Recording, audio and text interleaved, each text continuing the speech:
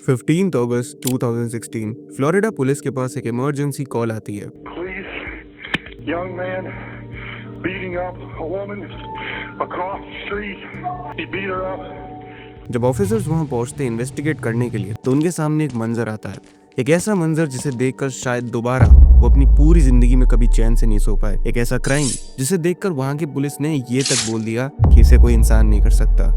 And video में आगे बढ़ने से पहले लेट मी वॉर्न यू कि इस वीडियो में काफी ग्राफिक डिटेल्स का मेंशन होने वाला है, so if you can bear it तभी वीडियो आगे तक देखना। So welcome to the horrifying case of Austin Harouff. December 21, 1996 Florida के एक छोटे मगर शांत टाउन जुपिटर में वेड और मीना हरूफ के घर में पैदा होता है ऑस्टिन हरूफ। ऑस्टिन एक मिडिल क्लास फैमिली में पड़ा बड़ा होता है और उसका चाइल्डहुड काफी अच्छा बीतता है। उसके पेरेंट्स उससे बहुत प्यार करते थे और उसकी एक छोटी बहन भी थी। टॉकिंग अबाउट ऑस्टिन, तो उसने अपनी स्कूलिंग सन कोस्ट कम्युनिटी हाई स्कूल से कंप्लीट करी। Through out school days Austin एक एवरेज स्टूडेंट था, स्पोर्ट्स में अच्छा, एकेडमिक्स में ठीक, और लेटर उसने फ्लोरिडा स्टेट यूनिवर्सिटी ज्वाइन करी। टीचर्स और फ्रेंड्स के हिसाब से वो एक पोलाइट और शांत लड़का था। हालांकि उसे फिटनेस और बॉडी बिल्डिंग का काफी शौक था, इसलिए उसने एक्सरसाइज साइंस में मेजर चूज किया अपने कॉलेज में। ऑस्टिन अपने पेरेंट्स, बहन और दोस्तों से काफी क्लोज था और वो लोग उसे एक निकनेम से भी बुलाते थे, हैप्पी बॉय। 2016 की शुरुआत से ही ऑस्टिन को अपने बॉडी और माइंड में कुछ बदलाव महसूस होने लगे। अचानक मूड स्विंग्स, इरिटेशन, बहुत ज्यादा गुस्सा आना, जिसे उसने इंटेंशनली इग्नोर कर दिया। बट ये सब आगे जाकर उसके लिए एक नाइटमेयर बन गया। कुछ रिपोर्ट्स के मुताबिक ऑस्टिन एडरॉल और वाइवेंस जैसी मेडिकेशंस ले रहा था, जो कि ADHD पेशेंट्स को अक्सर दी जाती है। फिर 2016 में ही चीजें और खराब हो जाती है। ऑस्टिन को अचानक से कभी कभी बहुत ज्यादा गुस्सा आ जाता, तो कभी एकदम से सब कुछ शांत हो जाता। जो सिम्टम्स साल की शुरुआत में बस कभी कभी आते, वो अब उसके लिए हर दिन की परेशानी बन चुके थे। ऑस्टिन ने आगे चलकर ही बताया कि उसे हेल्यूसिनेशंस एक्सपीरियंस होने लगे।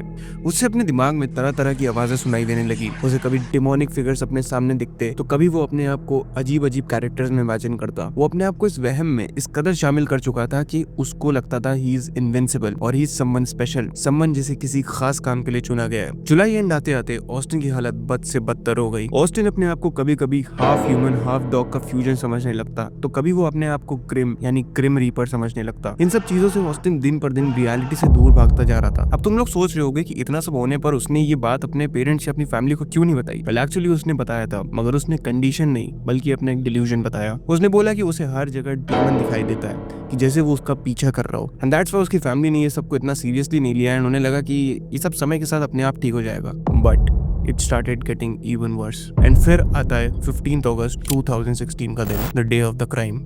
इस केस के विक्टिम्स थे 59 इयर्स के जॉन स्टीवेंसन और उनकी वाइफ 53 इयर्स की मिशेल मिशकन। दोनों टिकीस्टा फ्लोरिडा के एक पॉश एरिया में रहते थे। जॉन एक रिटायर्ड बिजनेसमैन था एंड अपनी पूरी लोकेलिटी में भी वो काफी वेल नोन था। वही मिशेल अपनी कम्युनिटी में काफी एक्टिव थी। शी वाज आउटस्पोकन, सोशल और हर किसी से फ्रेंडली रिलेशन रखती थी। जॉन और मिशेल की शादी 1996 में हुई थी और दोनों लगभग 2 डेकेड से साथ थे। टिकीस्टा का वो एरिया काफी छोटा और पीसफुल था एंड वहाँ काफी लिमिटेड पॉपुलेशन थी। वहाँ के लोग अक्सर शाम को घरों के बाहर बैठकर बातें करते। जॉन और मिशेल भी उनमें से एक थे और 15 अगस्त 2016 की रात को भी वो लोग नॉर्मली सबकी तरह अपने गार्डन में साथ बैठे हुए थे and they were having a good time together. But वो इस बात से बिल्कुल अनजान थे कि ये शांति और सुकून बस कुछ देर के मेहमान थे। सो 15 अगस्त की सुबह ऑस्टिन अपने एक दोस्त के घर अनएक्सपेक्टेडली चला जाता है एंड डोर नॉक करता है। उसका दोस्त जब दरवाजा खोलता है तो ऑस्टिन बस उससे एक सवाल पूछता है, what year was I born. एक पल के लिए उसका दोस्त समझ नहीं पाता है कि ये क्या हो गया एंड वो आंसर दे देता है कि 1996। एंड क्योंकि उसका दोस्त उसकी हालत से वाकिफ था तो वो उसे कॉल करके बीच पर जाने के लिए मनाता है ताकि शायद ऑस्टिन को थोड़ा बेटर फील हो। तो अब ऑस्टिन, उसके कुछ दोस्त, उसकी बहन सब बीच की तरफ जाते हैं। हालांकि बीच पर पहुंचते ही ऑस्टिन अपने दोस्तों को बोलता है कि वो अपने घर पर कुछ भूल गया एंड वो उसे वापस लेने जा रहा है। और जब ऑस्टिन वापस आता है तो उसने एक लार्ज फुटबॉल जर्सी, एक स्वेट पैंट, 2 वॉचेस पहनी होती है एंड ये आउटफिट बीच के लिए तो बिल्कुल सूटेबल नहीं था किसी भी एंगल से एंड इसीलिए ऑस्टिन के कुछ दोस्त उसका वही मजाक बना देते हैं, जिसे सुनकर ऑस्टिन बौखला जाता है एंड उन्हें जान से मारने की धमकी देता है। वो अपनी बहन जो उसे रोकने आई होती है उसे कहता है कि I am the chosen one and इस बिहेवियर को देखकर उसके दोस्त काफी ज्यादा डर जाते हैं एंड सभी अपने अपने घर जाने का डिसाइड करते हैं। फिर 15 अगस्त की रात को ऑस्टिन, उसका एक दोस्त और उसकी बहन डफी स्पोर्ट्स ग्रिल नाम के एक लोकल रेस्टोरेंट में जाते हैं, क्योंकि वहाँ उनके पेरेंट्स भी उनका वेट कर रहे होते हैं। कुछ देर तक तो सब कुछ नॉर्मल रहता है, मगर फिर अचानक से ऑस्टिन खड़ा होता है एंड टेबल से उठकर वॉशरूम की तरफ जाता है, मगर तभी अचानक से वो अपना मन बदलकर वहाँ से बाहर चला जाता है। बट फिर कुछ मिनटों बाद वो वापस आ जाता है। फिर 10 मिनट के बाद वो दोबारा खड़ा होता है एंड रेस्टोरेंट से बाहर निकल जाता है एंड उसका पीछे करते करते उसकी मॉम उसके पीछे जाती है एंड वो उसे अपने घर के किचन में कच्चा पार्मेशन चीज खाते हुए पाती है, जिसे देखकर एक टाइम के लिए वो काफी ज्यादा घबरा जाती है एंड उसे दोबारा रेस्टोरेंट वापस लेके आती है। वेल ऑस्टिन एक बार फिर अपनी फैमिली के पास बैठता है एंड इस पॉइंट तक हर कोई काफी ज्यादा अनकंफर्टेबल फील कर रहा होता है एंड इसी मौके पर उसके पापा वेड उस पर चिल्ला देते हैं एंड पूछते हैं कि तुम ये सब क्यों कर रहे हो। To which Austin replies by attacking on him.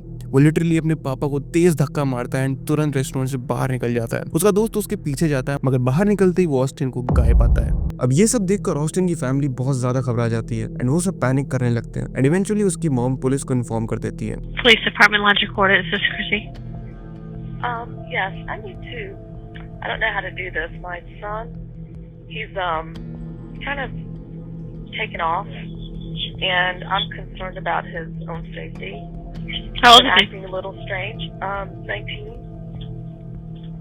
It seems like he's a little delusional, or like he's acting like he feels immortal and a superhero. So I don't know what's going on with him. Does he have any weapons that own or anything like that he would have on him or anything? Pocket knife or anything like that? Yeah, I said he had a pocket knife, like a switchblade type pocket knife. I don't know.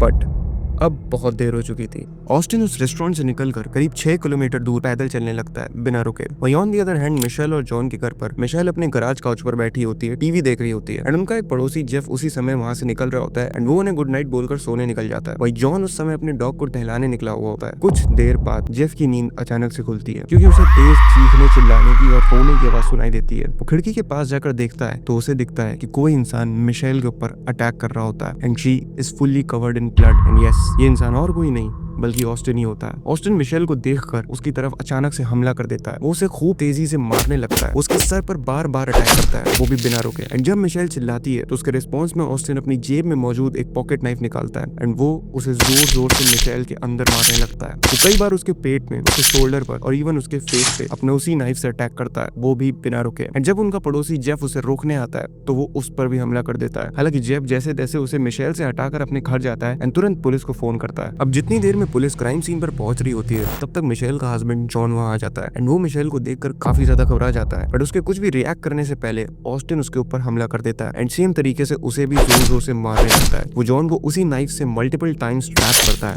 उसके पेट पर, गले पर। And at this time police वहां पहुंच चुकी होती है। But वहां पहुंचकर वो देखते हैं कि ऑस्टिन अब जॉन जो कि खून से लथपथ है उसके चेहरे को खा रहा होता है। यस, वो जॉन के गले से लेकर फेस तक के एरिया को जानवरों की तरीके नोच नोच कर खाने लगता है। And the strange part is कि जब पुलिस उसे रोकने के लिए आती है तो वो उसकी ताकत के आगे कमजोर पड़ जाते हैं। वो पुलिस की ओर अपने मुंह में जॉन के चेहरे के टुकड़ों को चबाते हुए देखता है एंड किसी जानवर की तरह गुर्राने वाली आवाजें निकाल रहा होता है। पुलिस चीफ ऑस्टिन के सर पर करीब 7 से 8 बार लात मारते हैं ताकि वो जॉन का चेहरा नोचना बंद कर सके, मगर ऑस्टिन को इस सबसे कोई फर्क नहीं पड़ रहा होता है। फिर 2 और ऑफिसर्स उसे जॉन की बॉडी से दूर रखने की कोशिश करते हैं, मगर क्योंकि अब ऑस्टिन का शरीर काफी ज्यादा मस्कुलर था तो उन्हें काफी जोर लगाना पड़ रहा था। इन दी एंड उसके गले पर टेजर मारा गया और फाइनली पुलिस उसे पकड़ लेती है। इसके बाद ऑस्टिन को हॉस्पिटल लेकर जाया जाता है, पर वहां वो 11 दिनों के लिए कोमा में चला जाता है एंड उसके बाद उसे कोर्ट में पेश करा जाता है। कोर्ट में जब ऑस्टिन से इस सब के पीछे का मोटिव पूछा जाता है तो उसे सुनकर आप चौंक जाओगे।